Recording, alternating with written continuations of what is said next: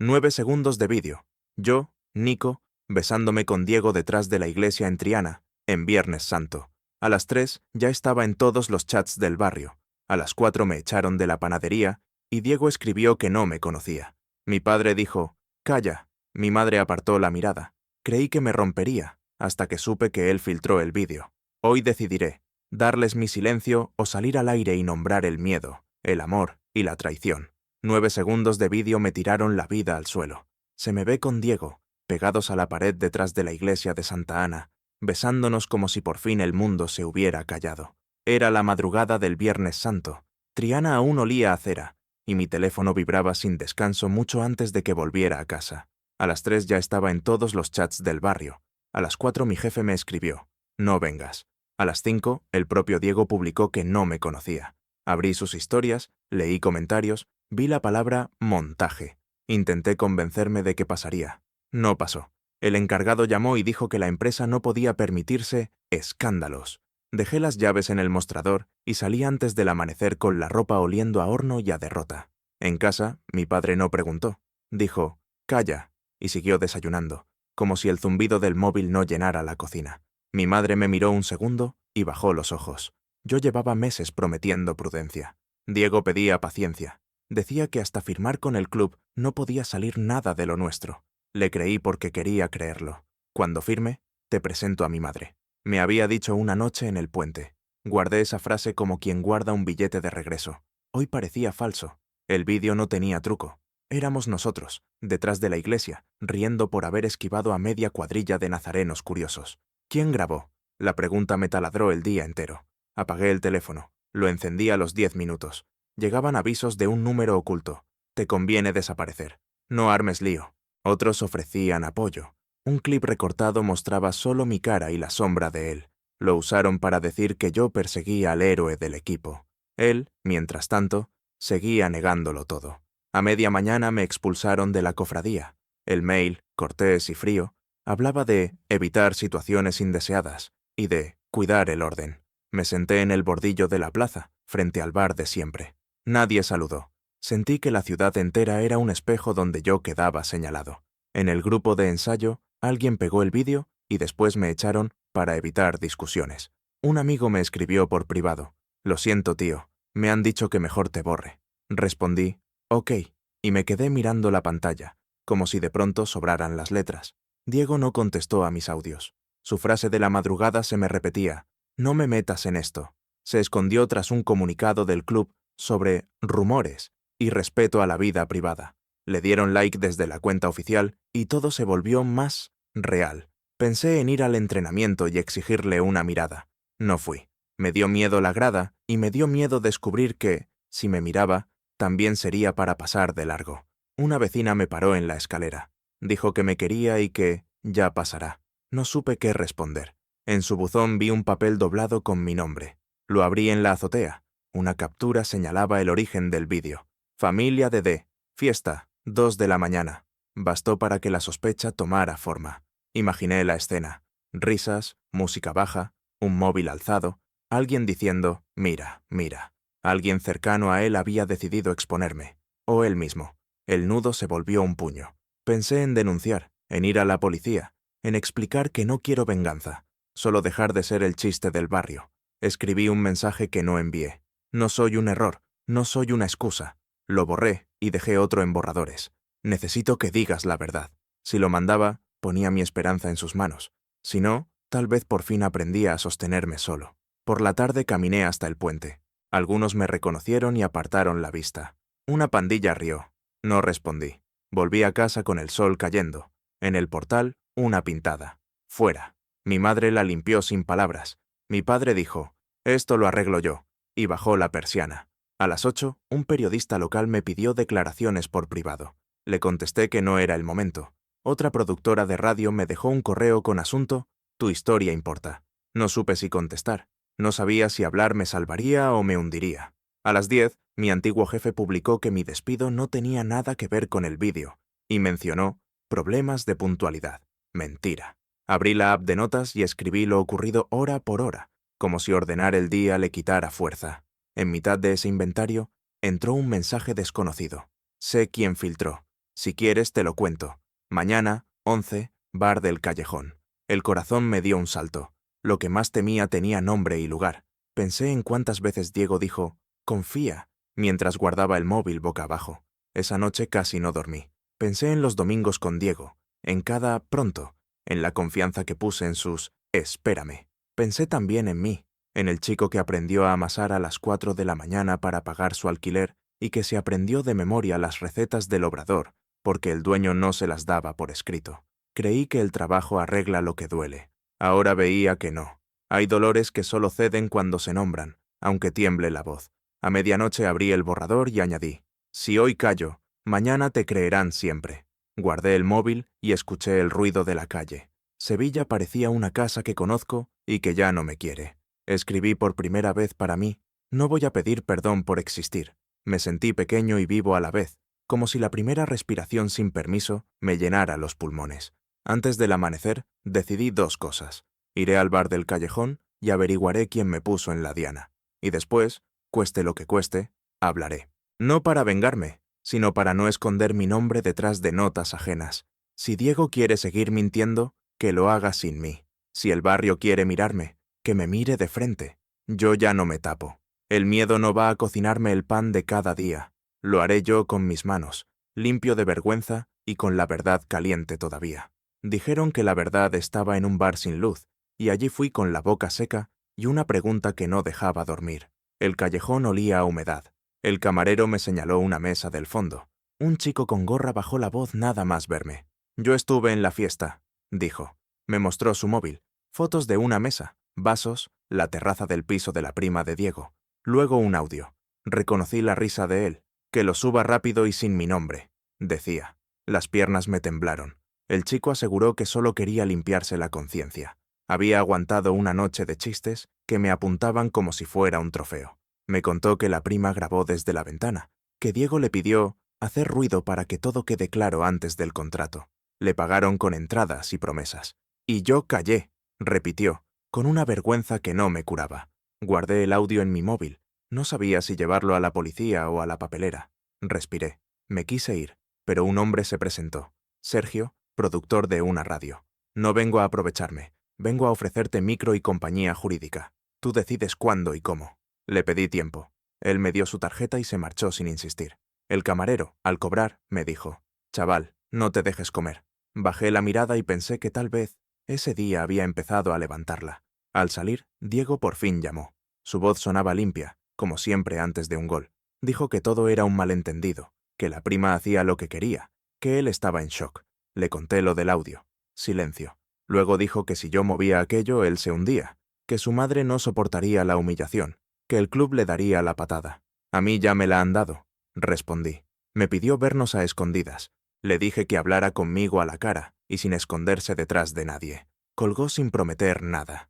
Las horas siguientes fueron una fila de mensajes contradictorios. Amigos del equipo exigían que borrara cualquier cosa. Otros aseguraban que me apoyarían si denunciaba. Mi padre, al enterarse de que pensaba armar escándalo, me preguntó si quería matar de vergüenza a la familia. No grité. Le dije que la vergüenza no la había encendido yo. Mi madre, más tarde, dejó un plato en la mesa y dijo que me cuidara. Le temblaron las manos. Sergio volvió a escribirme por la noche. No mencionó la entrevista. Solo dejó 4 líneas sobre derechos laborales y una lista de abogados que colaboraban con organizaciones LGTB. Sin cámaras, sin prisa, cuando tú digas, contesté preguntando por los despidos como el mío. Me llamó. Me habló de cosas que yo nunca había escuchado. Inspecciones, denuncias anónimas, sanciones administrativas. No estás solo, repitió. Escuchar esa frase de alguien que no me debía nada me aflojó la nuca. Dormí mal. Soñé que llegaba al entrenamiento y él me sostenía la mirada. Desperté con el sonido de una notificación. Me habían creado un perfil falso con mis fotos y frases inventadas. Reporté mientras me temblaban los dedos. Volví a escuchar el audio de la fiesta. Quise borrarlo. No pude. Es la prueba, pensé, y también una herida que no supe cerrar. Decidí ver a Sergio en la cafetería de la esquina. Llegó sin grabadora. Dijo que la emisora preparaba un reportaje sobre homofobia cotidiana, que mi caso podía abrir una puerta para muchos chavales, y también para adultos que se tragaban la lengua. Me propuso algo. Primero, asesoría legal. Después, si yo quería, mi voz en un programa con línea editorial clara contra el acoso. Ni morbo, ni nombres que te expongan. Solo tu historia y tus derechos. Asentí con una cautela nueva. Le conté lo del audio, le pedí consejo. Me dijo que podía guardarlo, presentarlo a las autoridades o reservarlo para blindarme. Decides tú. Yo te acompaño. Ese mediodía un grupo de conocidos pegó en el chat del barrio un montaje con mi cara y un comentario asqueroso. Pensé en responder. No lo hice. En cambio, escribí a un abogado de la lista. Me recibió por videollamada y me explicó los pasos. Carta de conciliación, denuncia por discriminación laboral, medidas contra el acoso digital. Nombró artículos, plazos, tasas. Le pregunté cuánto costaba pelear. Me dijo que algunos casos se llevaban pro bono. Tu historia sirve para mover puertas que llevan años atascadas. Sentí una mezcla de pudor y rabia. El día se hacía largo. Diego, al fin, me citó en un aparcamiento lejos del centro. Fui con el estómago apretado. Él llegó con gorra y gafas, como si esconderse lo volviera invisible. Dijo que me quería, que no había querido hacerme daño, que la prima se había pasado de lista, que yo no entendía lo que supone un contrato. Le pedí que dijera la verdad y que me defendiera públicamente. No puedo, repitió, bajando la voz. Entonces no me llames amor. Le mencioné el audio. Me pidió que se lo entregara para arreglarlo todo. Dije que no. En su gesto vi miedo, pero no al dolor que yo cargaba, sino al castigo que temía para sí mismo. Me fui sin abrazos. En el bus miré por la ventana y me juré que no volvería a un lugar donde mi nombre solo sirve si está escondido. Llegaron más amenazas anónimas. Bloqueé. Llegaron también mensajes de gente que no conozco diciendo «Gracias por aguantar». Lloré en silencio, cansado y despierto. Esa noche, Sergio me propuso una idea que me pareció imposible y necesaria. Hacer un obrador pop-up una vez por semana en un bar inclusivo conocido por organizar lecturas y conciertos. Pan y voz, dijo. Lo recaudado serviría para pagar la asesoría. El bar aceptó en 1 hora. La harina también es resistencia, escribió el dueño. Por primera vez en días sentí que podía hacer algo que no fuera defenderme. Cerré el portátil con una certeza. No iba a mendigar silencio. Mañana empezaría a trabajar de nuevo, aunque fuera en una mesa prestada, aunque me miraran raro. Y si tenía que hablar, hablaría con nombre y apellidos. El miedo no podía seguir decidiendo por mí. En el cajón quedaba el audio, ardiendo como un fósforo. Yo, en cambio, iba a arder de otra manera, amasando, denunciando y contando mi historia donde me dejaran escucharla. Prometí que mi pan olería a decisión, y así olió la primera mañana del pop-up. El bar abrió antes de lo habitual y colocó 2 mesas de acero junto a la barra. Llegaron vecinas, chavales de la asociación y algún curioso que venía por el morbo y se quedaba por el olor. Amasé con manos firmes mientras Sergio gestionaba pedidos y explicaba que lo recaudado pagaría abogados y campañas contra el acoso. No hablábamos de Diego, hablábamos de trabajo y de derechos. Al tercer lote, una mujer dejó un sobre sin decir nombre, para que no te falte levadura ni valor. En el fondo había 10 billetes arrugados y una nota pequeña. Mi hijo te escucha por la radio. Gracias por no esconderte. La radio aún no me había puesto al aire, pero el dueño del bar dijo que mis silencios ya estaban diciendo bastante. Subieron fotos a redes y al rato llegaron los primeros ataques, que si buscaba fama, que si me inventaba el despido. Un chico del barrio respondió con calma y colgó un hilo sobre discriminación en hostelería. La conversación se llenó de casos. Camareras despedidas por embarazo, cocineros empujados fuera por su acento, gente trans a la que ofrecían solo la puerta de atrás. Mi historia era la punta. Detrás había una pared que tocaba a muchos. El abogado presentó la carta de conciliación y la inspección de trabajo pidió datos al obrador donde yo había trabajado. Mientras, yo contaba panes y organizaba turnos con voluntarios. Venían personas que nunca había visto y dejaban su tiempo para cortar papel, limpiar bandejas, llevar bolsas a los mayores. Me repetían, no estás solo, hasta que la frase, que al principio dolía, empezó a hacer sitio a otras. Vamos a hacerlo bien, sin odio, pero con firmeza. La segunda semana aparecieron pintadas en la persiana del bar. Insultos breves, cobardes. Llegamos de madrugada con cubos y rodillos. Yo me quedé callado frente a la pared y pensé que cada letra era una forma de miedo ajeno. Las borramos juntos y luego abrimos como si nada. Entró más gente que nunca. Una señora pidió 6 hogazas y dijo que era para su comunidad de vecinos, para que en la escalera se hable de pan y no de rumores. Reímos. Por primera vez en meses, reí con el estómago suelto. Sergio me miraba trabajar y a veces se quedaba quieto, como si temiera interrumpir algo delicado. Un día trajo harinas de molino pequeño y me pidió que probara una masa lenta para una hogaza especial. Me contó que su padre había sido panadero y que él creció con el despertador a las 3. No mencionó sentimientos, me regaló memoria. Yo le agradecí con una barra recién salida, crujiente, que partimos en silencio detrás de la barra. Él me rozó los nudillos sin querer. Sentí una alerta y una calma extrañas. Entre amasado y amasado, escribía con el abogado. Registramos el audio de la fiesta por si necesitábamos aportarlo. Definimos límites. Evitar nombres propios no necesarios, no publicar direcciones ni datos de terceros. Mantener el foco en derechos. Se acercó una periodista de un diario, y por primera vez dije en voz alta que no quería venganza. Quería que el próximo chico despedido por ser quien es tuviera a dónde llamar. Diego, entretanto, mezclaba mensajes cariñosos con silencios largos. Una noche se plantó en la puerta del bar. No entró. Me escribió, baja. Salí. Dijo que estaba hecho polvo, que el club le exigía calma, que yo lo estaba forzando a una situación límite. Le respondí que mis límites ya se habían traspasado. Me prometió que hablaría cuando pasara la jornada. Siempre después, contesté. Me pidió un abrazo. Le di la mano. Entendió. Se fue con la cabeza baja. Un grupo de jóvenes LGTB propuso organizar en el bar un taller para chavales del barrio. Pan y voz se convirtió, sin planearlo, en una tarde de recetas y relatos. Uno contó cómo en su instituto le quitaban los apuntes. Otra habló de cambiarse de pupitre para esquivar comentarios. Yo expliqué qué hacer ante un despido injusto y cómo documentar pruebas sin ponerse en riesgo. Al final, alguien preguntó si no tenía miedo. Dije que tenía, pero que el miedo sirvió para despertarme, no para encerrarme. La tercera semana, la inspección hizo su visita al obrador de mi antiguo jefe. Yo no estuve, pero supe que pidieron libros de horas y mensajes internos. Ese mismo día me llegó una citación para ampliar mi declaración.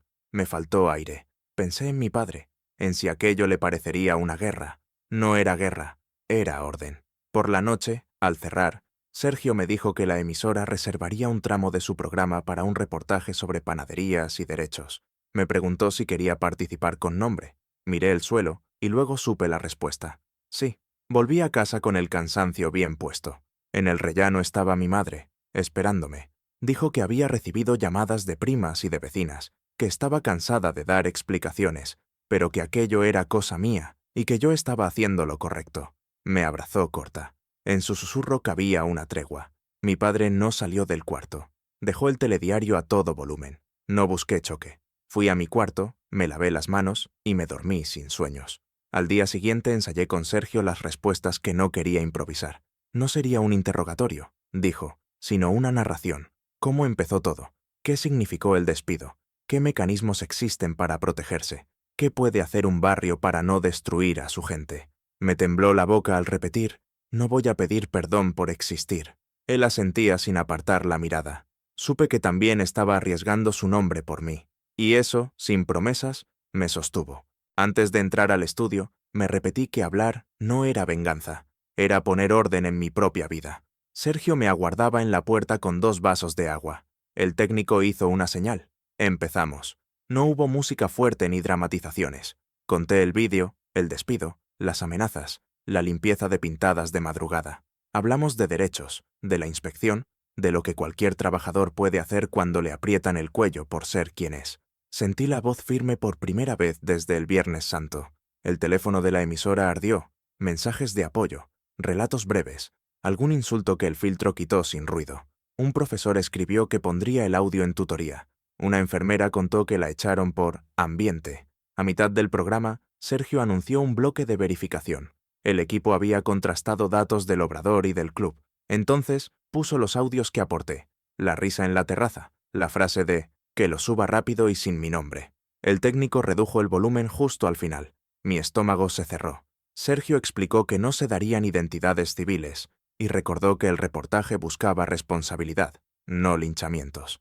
Aún así, la ciudad es pequeña y la noticia corrió. El club emitió un comunicado en el que hablaba de investigación interna y compromiso con el respeto. A Diego lo apartaron del entrenamiento por motivos disciplinarios. No sentía alegría, sentía alivio y después un cansancio denso. Terminado el programa, al salir a la calle, un chico me paró para decirme que había llorado porque por fin alguien decía «yo», con calma. Otro me pidió una foto. Le dije que mejor un abrazo, y lo dimos sin subirlo a ninguna parte. Volví al bar a hornear porque el horno no espera ni a la rabia ni a las noticias. Allí, una voluntaria me entregó una caja de guantes y un cartel que decía «Aquí se trabaja sin miedo». Lo colgamos a la vista. Esa tarde mi padre me enfrentó en el pasillo. Dijo que estaba convirtiendo nuestra casa en tema de conversación. Le sostuve la mirada. Respondí que el tema no lo había elegido yo y que mi nombre me pertenece. Tu madre sufre, añadió. La escuché desde la cocina.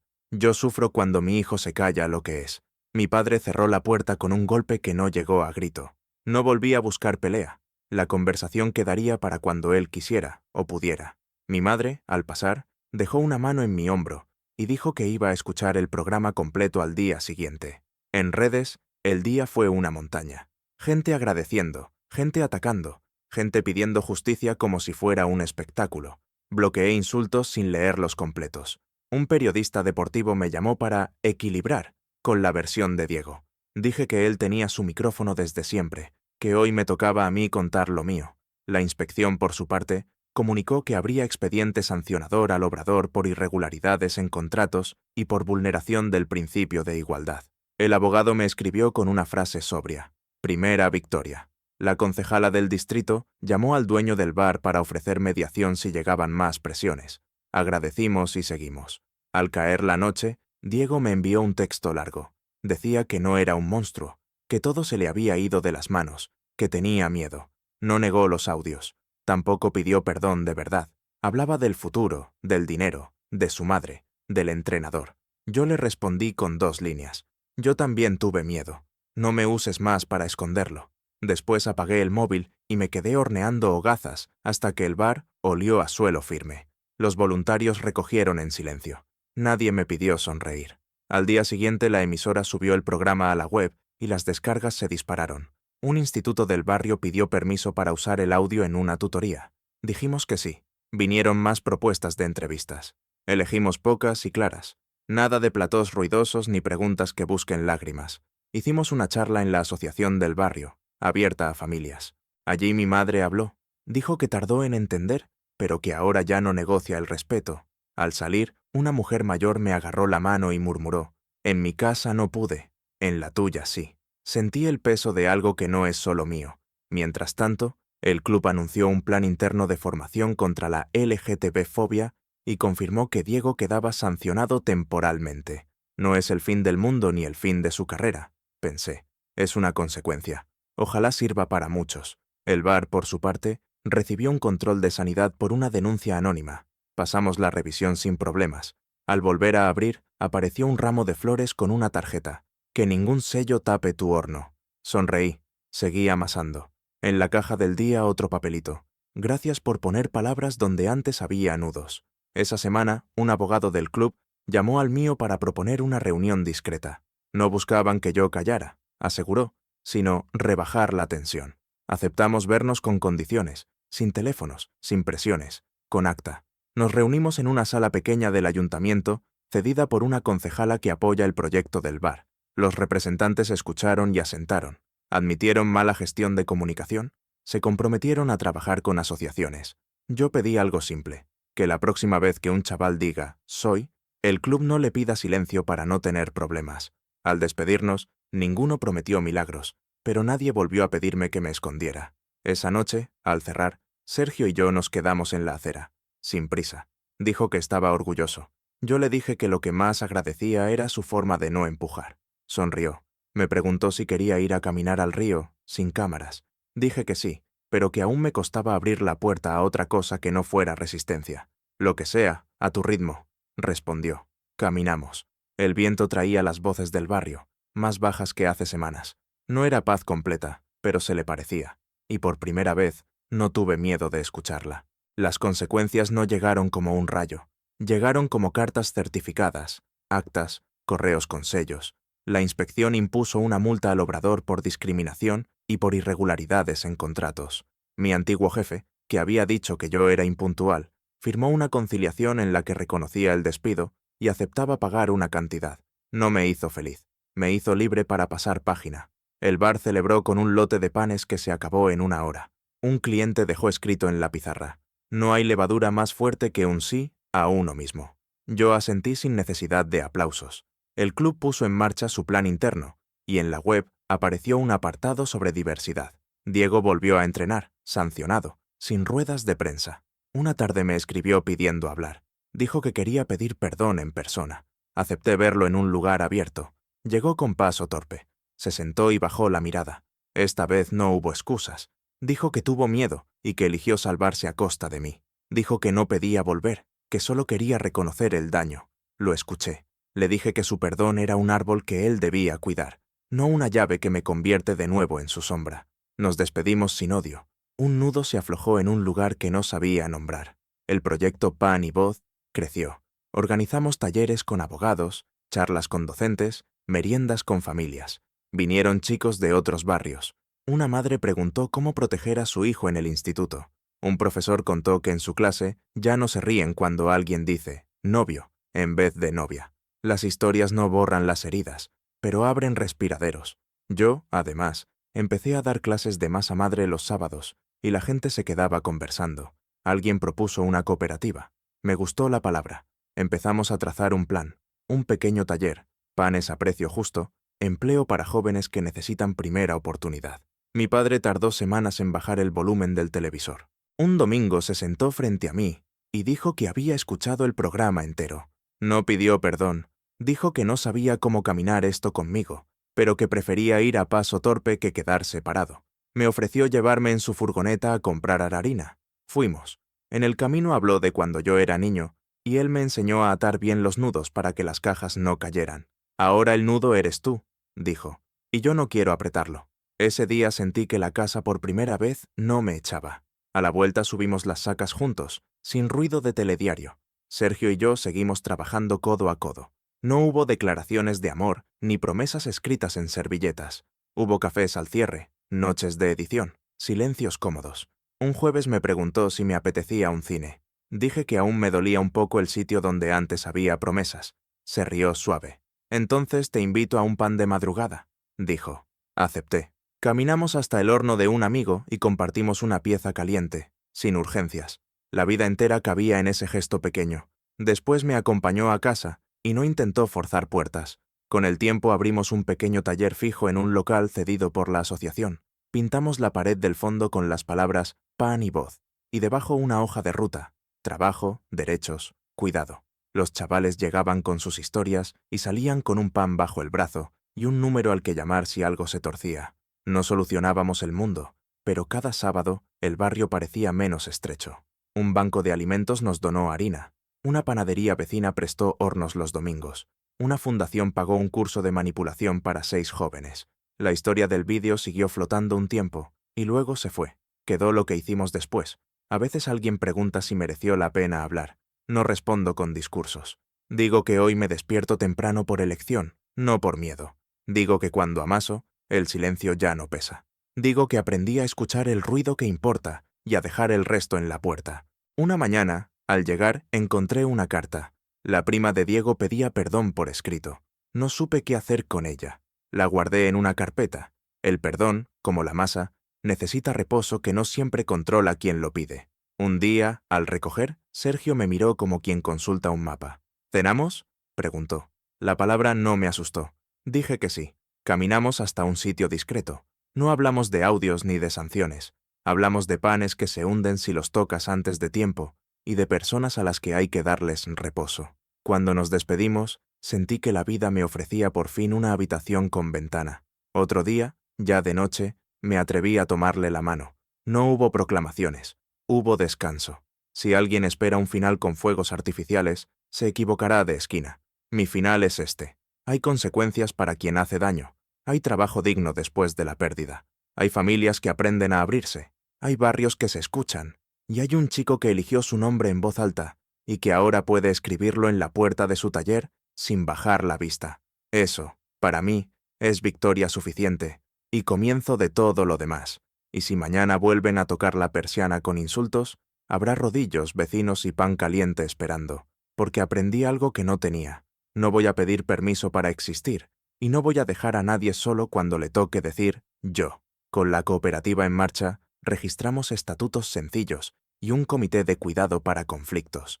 La concejala nos cedió un aula 2 tardes al mes.